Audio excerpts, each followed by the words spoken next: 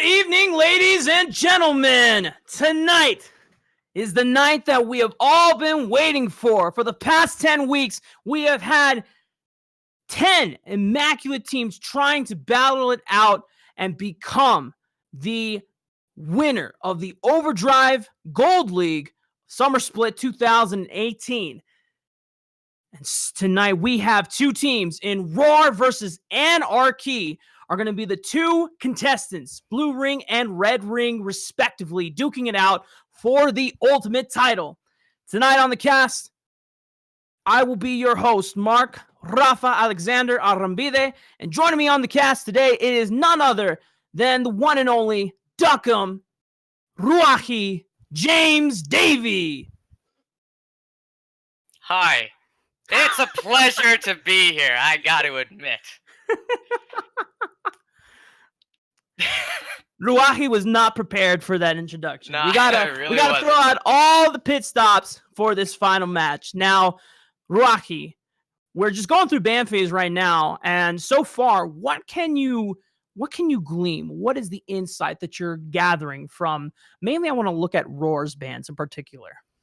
Well, Rawr is banning Yasuo, Echo, and Sejuani, you see? So it looks like they're wanting to get some sort of power pick in the mid lane. They want to control what it is that they're going to be fighting, right? And Echo can be flexed to jungle, but more often than not, you see him in the mid. And Yasuo is a very well-known, either he goes 9-1 or 1-9 in the mid lane, and people just don't want to deal with that, right? Either on the enemy team or on your team at this point in time. You're in the finals. You got to be bringing your A game. Meanwhile, over on the side of Anarchy, we have the Rek'Sai, the Rakan, and the Anivia. It looks like they're trying to get rid of like some hard engage, but they're also trying to keep Anivia's wave clear out of the game, and her sieging potential is some of the best, rivaled, I think, only by a Ziggs, actually, late game.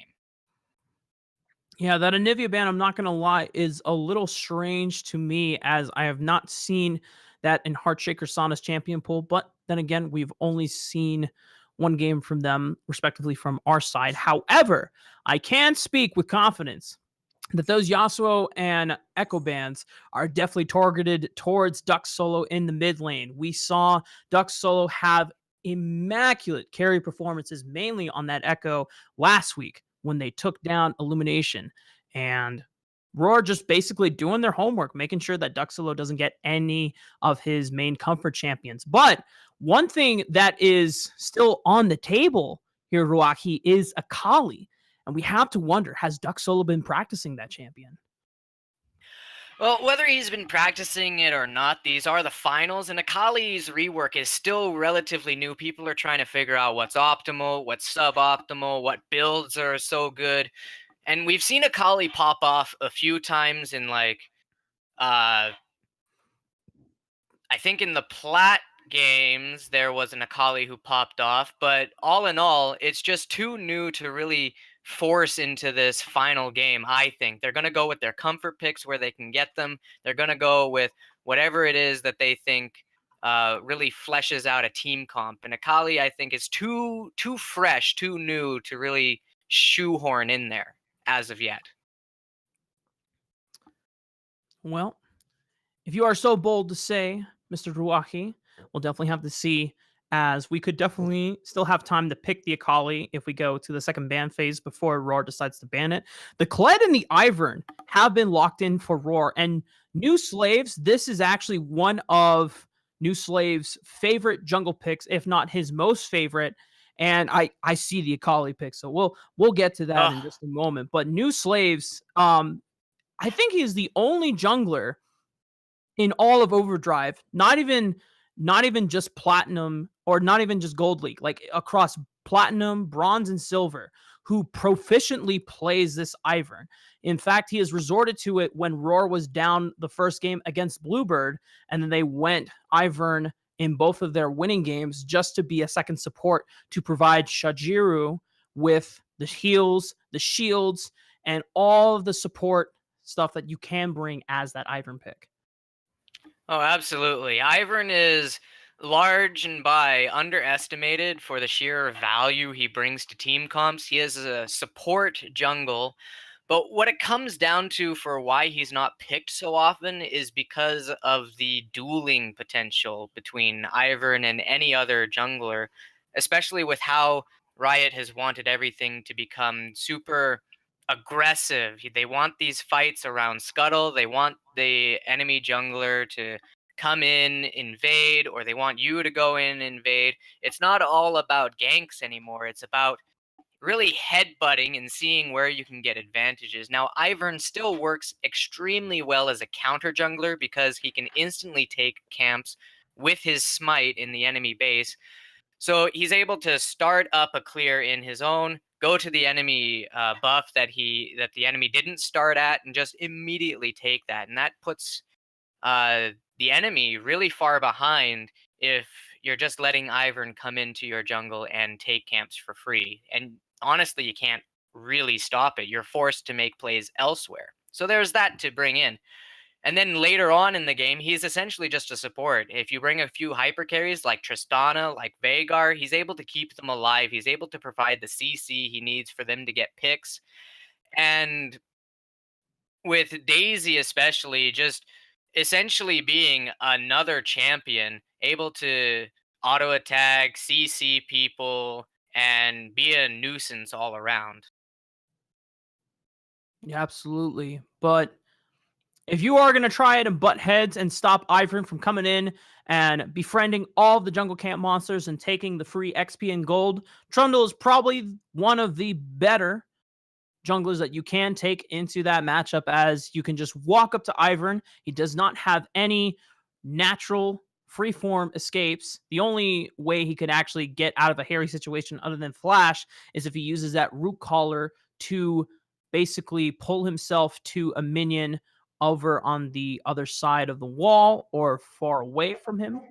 And but back to the Collie pick, as we did want to delve into that before we get onto the rift here, Ruahi, is that the Akali being locked in by Duck Solo. You did say that, it's still kind of new, and Akali is just one of those champions that has such an immense skill ceiling that there's so many possible combinations that you can do to engage a fight, disengage a fight, find a pick, find a way to get onto the back line, mainly Chajiru and Heartshaker Sana, to annihilate them, erase them from the team fight, and allow the rest of your team to clean up the rest of the pieces. But what's even more interesting is that Heartshaker Sana counter pick of choice into the Akali is the Veigar with a Predator keystone to boot. So, going off of the Akali first, and we'll get back to the Veigar, right? Akali actually works pretty well with this team. You have the Gnar, the Trundle, and the Braum. So, Akali being able to go in for like early tower dives and juggle that tower aggression because her truth stealth makes her untargetable by towers. She can actually make it so that her tanks in the early game survive longer under tower by juggling that pressure. And in the later game, when they don't really care, she can still go in and just really be a nuisance. But her second jump off of her E, I believe it is, allows her to really stick to people. If she manages to get that camo or shuriken, whatever it is she's throwing, onto, say, the Tristana, it doesn't matter how far away she gets, she'd be able to get right back onto her face. But going on to the Veigar, the Predator Veigar is an immensely interesting choice. The Predator is going to allow the Veigar to roam much faster. It's going to allow him to get to these side lanes faster, um, and just uh, experiencing some minor technical difficulties. Unfortunate. This is a small indie company, by the way, from Riot Games. Sometimes we do have a little bit of shakeup just loading on to the Rift and making sure that we can see the players, but just go ahead and give us one moment. We will throw it quickly to just an intermission break as we sort out technical difficulties. And just once everything is fixed, we will be back.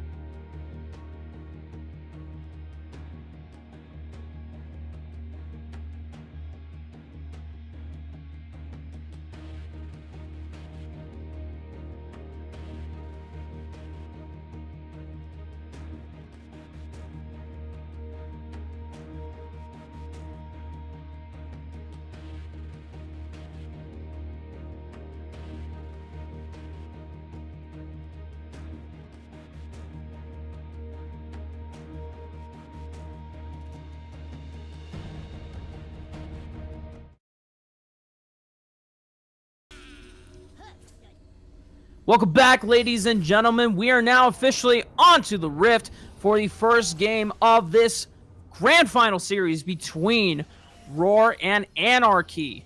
And as we see the summoners take to the Rift, we'll have to see if they go for a 5-man invade special, as it already looks like the side of Anarchy here is looking to do just so. Meanwhile, the side of Rawr is going with the 5-man scrimmage. So if they do invade, Nizumi will be the first line of defense. Let's take a closer look, Now, Nizumi.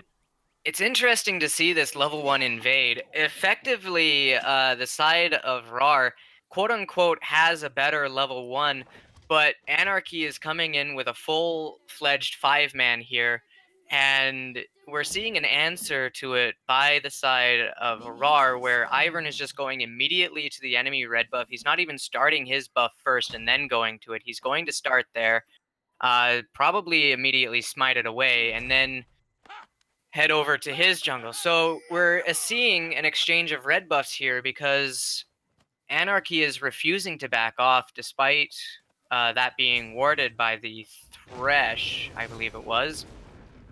Ooh, great Jace. Face checking, gets root collared up, but not a lot. Ooh. There's not a lot of damage coming out quite yet from Spider Juan and New Slaves, as New Slaves was more so focused on securing that red buff, but the fear and the threat was enough for Great Jace to flash over the wall. So already, Spider Juan has a pretty nice advantage in this top lane. Yeah, but as you see, that was a perfect response to the Ivern going for the red buff. You know that you can't really stop it, especially that early on, and so they exchanged red buffs there effectively, which still keeps Trundle going even with Ivern early on. So now we're going to be entering into the laning phase. Now, Kled is a very aggressive bully and brings a lot to the top lane, and he has that long range engage that is unstoppable, but you can't really choose exactly who you go onto because it targets whoever's closest, right? Meanwhile, you have the Gnar, who is annoying in lane, being a ranged matchup, but then going into Mega Gnar, while it is a bit hard for you to time that for like a team fight, if he gets that off, the Gnar can really throw people for a loop, as it just displaces, does a good base damage, and if he gets the stun off onto walls, which the Trundle brings a portable wall for him to do it onto, Right. is a really powerful mechanic. We might have to take a look mid lane, however, as the great disengage from Heartshaker Sana with the cage is going to stop Super Luigi in his tracks, not allowing him to actually close the distance onto that mid lane. So we're going for a really basic opening here. Neither jungle is really showing too much pressure onto either the enemy jungler or any real lanes. The Veigar attempt by the Trundle was admirable and probably the best scenario for him to gank. Especially considering his bottom side start being so long after taking that enemy red buff. Now, what the Thresh does here, the Thresh throwing the lantern out to the jungle side, despite Ivern not being there, is more of a mental play against the opponents. They didn't have vision, and it puts into their mind that there was another person coming in. So instead of trying to fight a fight that could have been favorable for them, they immediately just try to back off and disengage. Oh, but we're going to go for a repeat. And this time, New Slaves is actually here. It's not a bamboozle, or it actually might be, as Bang Bus Driver does force the flash, as well as Super Duck 007's own heal, just to keep his support alive. Meanwhile, mid lane, Super Luigi did get chunked out.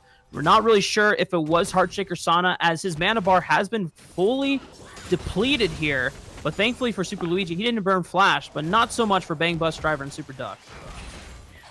So seeing the Thresh throw out the lantern there again, they didn't know fully what to make of it, whether or not the enemy jungler was still there. So we saw them still posturing forward, and then seeing the Ivern come in, they must have had a really sort of jump scare moment there when the Ivern came in, and it was a good thing that Bang Bus Driver managed to get out of there. Blowing flash, yes, but oh no. Oh. Well, you hate to see that as the first blood, unless you're the side of Anarchy, of course. But great Jace just gets tower-doved by Sputter Juan, but does not really estimate the turret damage correctly there. So these tower dives by a Kled are kind of per the record. You know, they're halfway expected. Oh, that would have been nice to see. Yeah. But the problem was that he didn't have minions in range to really juggle that tower aggro. You know, when you pop off of Scarl, when you fall low enough, you don't take the aggro from the tower and it starts targeting other things.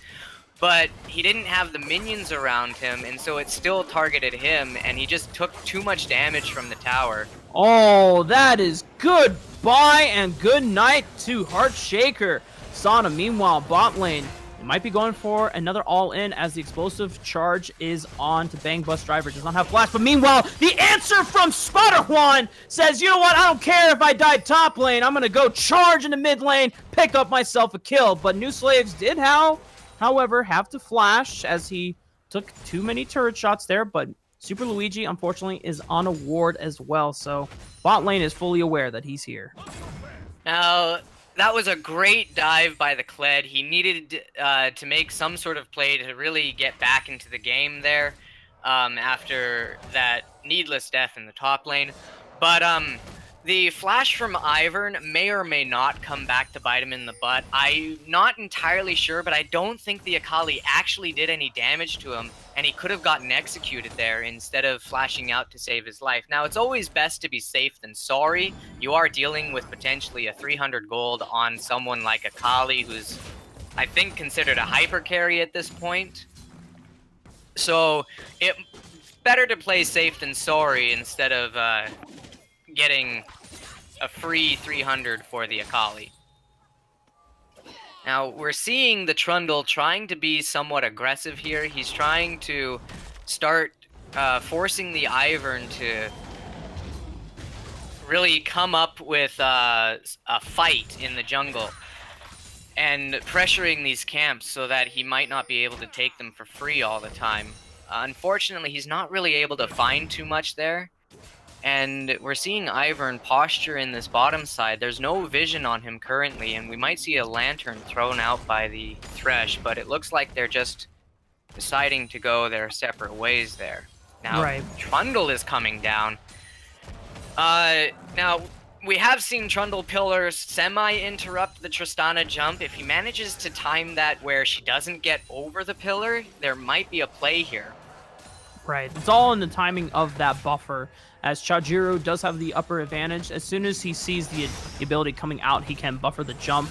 And basically, even if he gets hit by it, it will still continue the animation. But we do have an all-in attempt. Nezumi being brought really low, but Super Duck does not have an auto or another piercing arrow ready to find the finishing blow onto Nezumi, so he will be able to keep that flash, but he did burn the ignite to try and get something onto Bang Bus Driver. Now, Super Duck is level 6 now. I think he was level 5 at the time of the fight, but he's level 6 now, and so they might start looking for a hard engage, especially with the Thresh ult down, and... Oh no, Duck Solo in a bad situation, but he might be able to get out of it. Meanwhile, on the bottom side of the map, the explosive charge is going to go down to the Bang Bus Driver. Chajiro's going to jump in and bust him back into his face so he can get another kill, but Super Duck is able to flash away to safety. Meanwhile, it looked like Duck Solo did escape, but Super Luigi cannot say the same thing about you, my friend, as you were locked in the cage of death. So that true stealth really coming through for Akali, managing to not be targeted by a lot of their damage. However, the Kled follow-up was great despite not getting the kill, being able to run at her again using the second part of his dash just to catch up when she finally got out of true stealth. Now, the Trundle coming in from the side, there's 3 people there. And sure, you're Trundle, you're level 6, but you're dealing with a Kled and a Veigar. The Ivern's gonna lock you down even if you don't get stunned by the Veigar. The Veigar stun is just keeping you in a cage, essentially. He doesn't actually need the stun to land if he can keep you inside the cage and just outside of the tower. Meanwhile, what happened in the bottom lane, a beautiful response by the Varus after getting ultied by the Tristana further away from his tower, being able to get back to safety and not letting the Tristana catch him again. Oh, but Super Duck 007 has been caught once again by the setup from Nezumi, and Chajiro has just been the huge benefactor of these benefits. Well, it was unfortunate that the hook managed to land on him, but here we're seeing the weakness of Ivern coming through is these main neutral objectives. Now, unfortunately, the Kled and the Ivern are there, so Trundle and Gnar have to back off. But Ivern can't just use his passive to take these dragons, the Rift Herald, and later on in the game, the Elder Dragon and the Baron. And Trundle is a great... Oh, whoa. Heartshaker Sana. I mean, we talked about the Akali, and we talked about how Duck Solo, when he does get his hand on some of these assassins, he can just absolutely annihilate them. And what a beautiful back shot there from Duck Solo. However, Spada Juan is going to be able to pick up the kill onto Super Luigi, but I'm not sure if he's going to be able to get out as he gets slammed into the wall by Great Jace with the Gnar. And now New Slaves trying to flash away, but he could not get onto the lantern as Great Jace's giant dino body was obscuring the lantern to safety. He was actually auto-attacking the Great Jace because of his giant body being in front of the lantern. Oh, whew. So far, Ruahi, it does seem like the story of Chajiro and Nezumi trying to snowball from this bot lane, but then it just gets answered by the power of Great Jace and Duck Solo, these two solo laners, just being able to influence the map so well. They haven't really gone bot lane quite yet, but once they do, we can only imagine certain destruction to come. Now, we are seeing a lot of these fights breaking out, but you notice that the gold value is still roughly a 400 gold difference. That's essentially the first blood gold difference between the two sides. So they're still keeping up relatively well in CS. They're keeping up in the kills. Oh, they're trying to force something. Bang Bus Driver flashing in is not going to find the Glacial Fissure onto Chajiro. The Ignite will go down, and now New Slaves trying to get the shields down, but Super Luigi trying to do his best to tank up as much as he can as the Chain of Corruption did spread to Chajiro, preventing him from getting another couple of shots onto Super Luigi. He is healing up from the Hunter's Potion, and woohoo! The Piercing Arrow. Not quite killing Chajiro and Nezumi, but it does bring them down to almost lethal health. Well, now this is an interesting thing. That piercing arrow forces those two to go back. If they wanted to, it's just Ivern. They could probably try to get some solid damage on this tower, or they could have gone for the dragon. Instead, they're choosing to reset and not overstay. So there is that. Now, we're seeing a Hextech Gunblade being built on Akali. Her damage is just going to go through the roof once she finishes that. She's currently at the two other items, the Cutlass and the Revolver. And this sum of the parts will be greater, or is not greater than the whole. Once she finishes that item, it grants her a lot more utility. She's able to use the active to slow people, deal extra damage. And we're seeing the Varus, he's looking to build a Blade of the Ruined King. Doesn't look like anything's going to come from those fights. He's looking to build a Blade of the Ruined King. This is going to help him deal with the Kled HP that's just going to go through the roof. The Ivern is still going to be building relatively tanky, but mainly it's for that Daisy that comes out. She comes out with so much HP, and the Blade of the Ruined King dealing percent health damage, physical percent health damage, but Daisy's not going to be building any armor, so that's going to help him shred through her really quickly. Meanwhile, on the side of Rawr, we see the Athene's Unholy Grail coming out on Ivern. This is going to give him all the mana he's going to essentially need, and he's going to get like a little bit of cooldown reduction. I don't know particularly if that's an item that he really wants. I haven't seen Ivern run too incredibly low on mana before, and it might have been better for him to go for it. Ooh, I don't know if it's going to be a good situation for Super Duck, however. He just got 4-man goon squatted right there. Just really nothing he could have done in that situation. I'm not even sure why he attempted the flash. Would have much been better to save that summoner spell for a time where he was grouped up with his team, just to see the death and let the turret fall, as Super Luigi is already working on that Rift Herald. Meanwhile, Great Jace is looking to get the pummeling down onto Heartshaker and finds the Gnar into the wall, and not even the Primordial Burst from Heartshaker is going to be able to take down Great Jace in return. Now, Gnar was really looking for that wall. You noticed that he was walking down towards the bottom side river, but then as soon as Veigar started pathing upwards, he started pathing upwards to that wall. He knew that if he was going to get... Duck Solo just coming in and just... I mean, ladies and gentlemen, this is Duck Solo. He loves assassins. I mean, what can we say? You take away the Echo and take away the Yasuo, but if you don't take the Akali, I mean, you're asking for it. But now, this is a best-of-5 series, ladies and gentlemen. It's not a best-of-3, let alone a best-of-2 or best-of-1. So, even though this is pretty shaky start for the side of Rawr, although they are still tied in gold, they're keeping up well. It's pretty scary to go up against these two solo laners in Great Jace and Duck Solo. So if it comes down to Duck Solo and Great Jace being able to carry their team to win that first game, you can always learn into the future draft phase and say, you know what, all right, Duck Solo, you cannot have Akali either. And then you can form a strategy of, do you just try to ban out Duck Solo right now?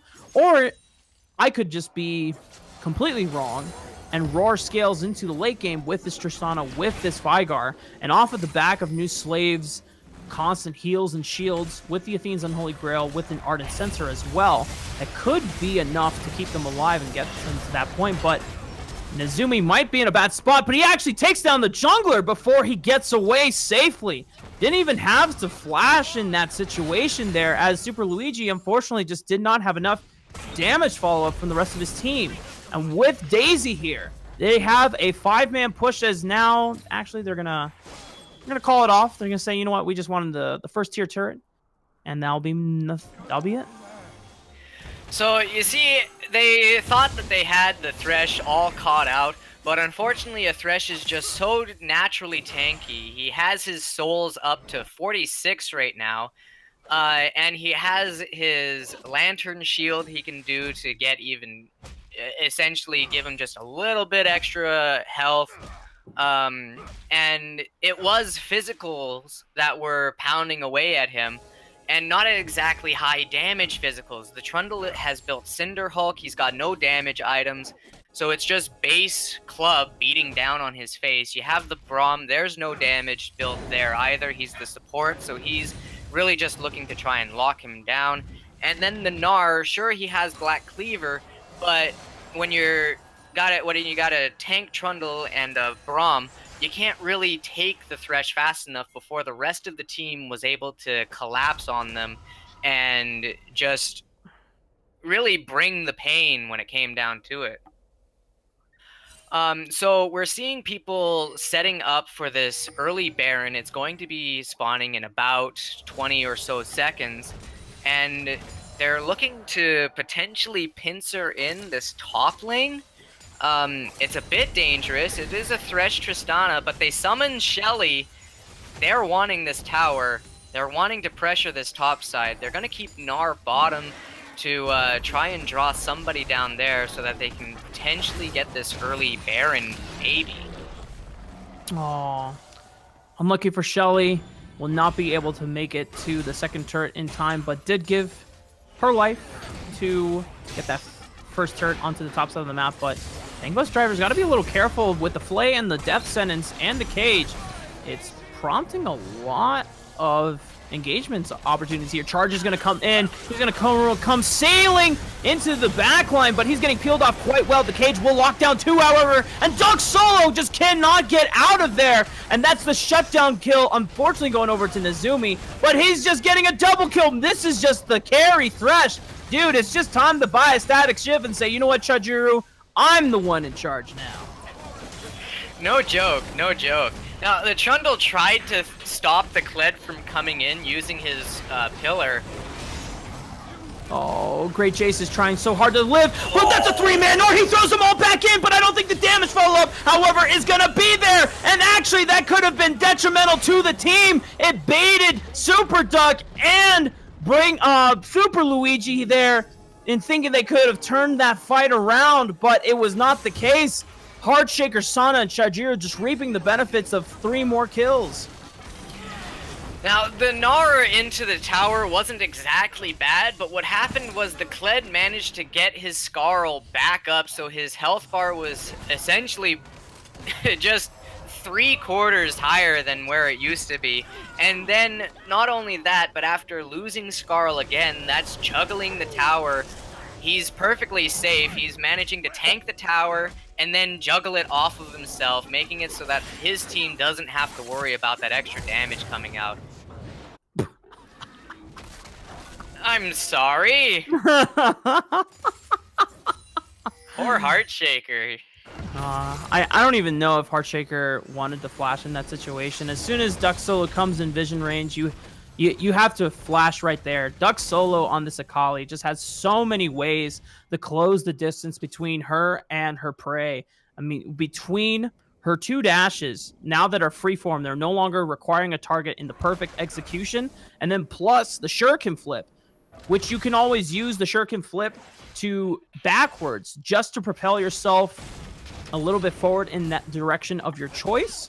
And then the 2 perfect execution dashes can definitely get you onto your target. So it's almost a screen's worth of distance that she can close immediately if she chooses. Well, just a little bit about how the game is going. The side of Anarchy, they feel themselves in a strong position. You know, they're posturing, they're forward, they think they have this. But when we're looking at the stats here, Rawr has a 4K gold lead on them so far at 23 minutes in the game, and they have 3 towers, whereas Anarchy only has 1. Yes, Anarchy's team composition makes them feel like they're ahead. It makes them feel like they have this in the bag. They get so many free stats with Mega Gnar, with Trundle ultimate, with Braum ultimate, giving resistances if they fight on top of it.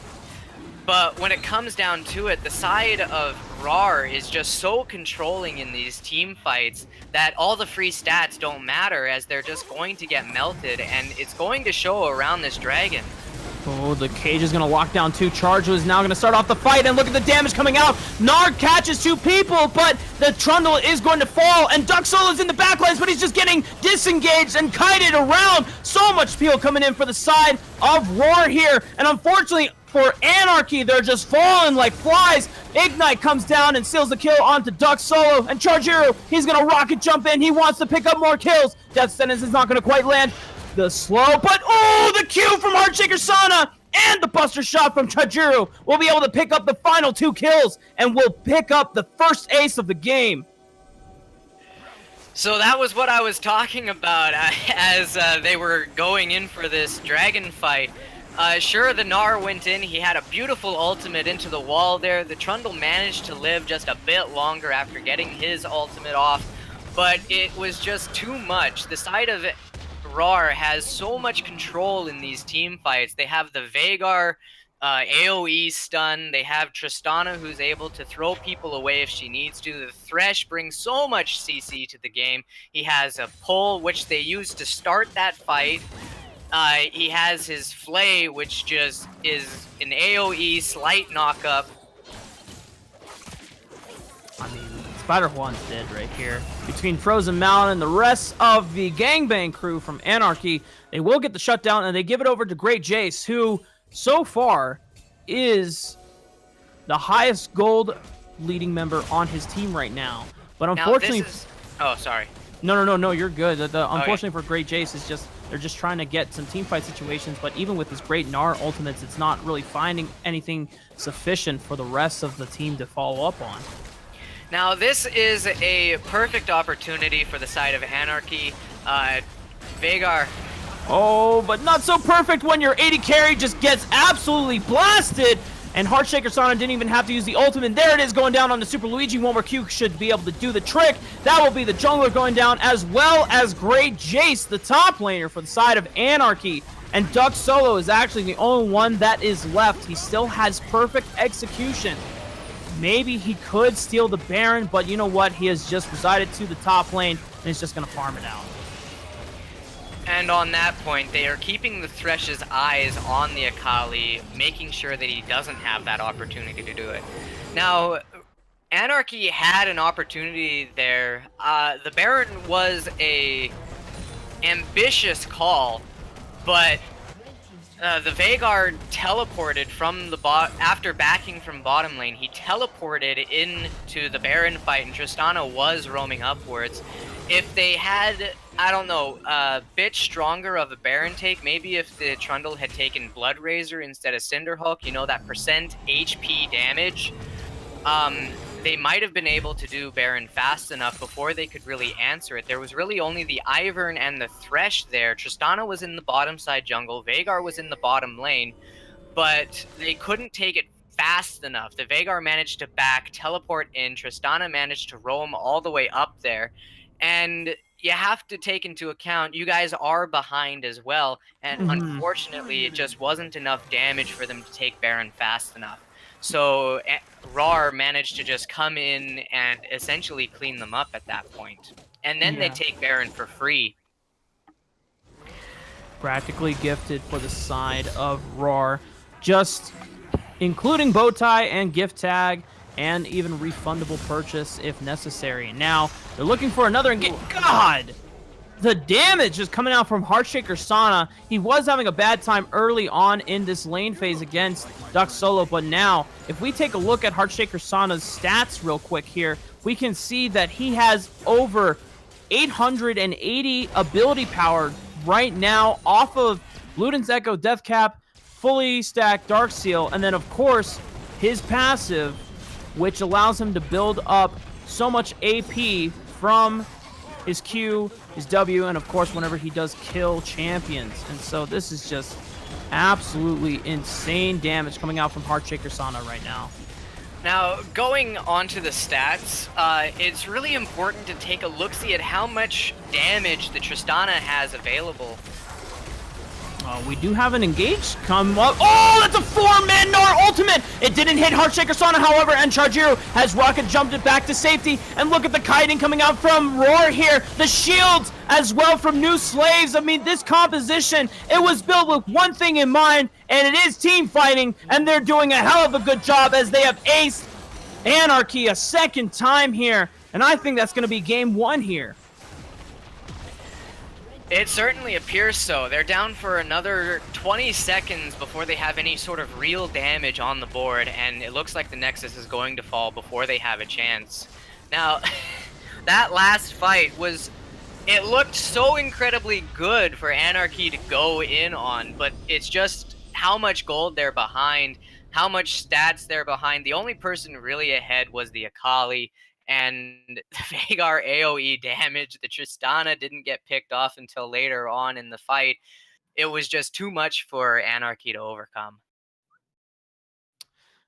Just unlucky for the side of Great Jace, as he was trying his damnedest along with Duck Solo to try and access the backline and take out Chajiro and Heartshaker Sana. But I believe the unsung heroes here for the side of Rawr is definitely Nezumi and New Slaves, just doing such a damn good job of keeping their backline safe, healthy, and most importantly, alive and dealing damage throughout these team fights. Nezumi with great death sentences, great flays, and of course the box to dissuade and slow down Duck Solo's approach, or Great Jace trying to get in onto Chajiro and Heartshaker Sana. And then even if they got there, New Slaves kept them topped off with the empowered shields from the Athene's Unholy Grail and the Ardent Sensor build, as well as the Knight's Vow being on top. I mean, he was practically a high-income support, which is what Ivern is pretty known for. And because